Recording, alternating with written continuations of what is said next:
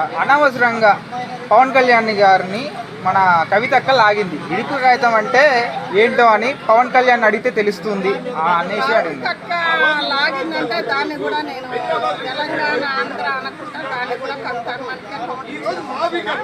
ఎందుకంటే అలా అనకూడదు. ఎందుకంటే పవన్ కళ్యాణ్ అడుగునంటే 3 పెళ్లిళ్ళు చేసుకుంటా కాబట్టి అడుగు అని అన్నారు. కానీ కవితమ్మలు కూడా ఎందుకంటే నువ్వు ఒక పెద్ద తలకాయ కూతురు కదా, నువ్వు ఒక మంచి నీకు వెనక ఫ్యామిలీ మంచి ఫ్యామిలీ దాంట్లోకే వచ్చినావు. నువ్వు రాజకీయం పెట్టుకో, చేసుకో, ఎదురిచ్చి మాట్లాడు, ప్రజల్లో చైతన్యం తెచ్చుకో. నేను ఇలా చేస్తా అలా చేస్తా, నేను ఒక ఆడపిల్లని నాకు ఉండాలని 100 మందిలో మంచి పేరు తెచ్చుకొని నువ్వు రాజకీయంగా ఎదుగుతాను.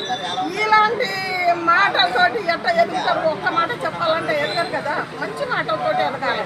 నువ్వు ఏది సంపాదించుకున్నా తెలంగాణ బిడ్డవు కదా. పోనీ నీ నాయన కాంచే వచ్చినావు.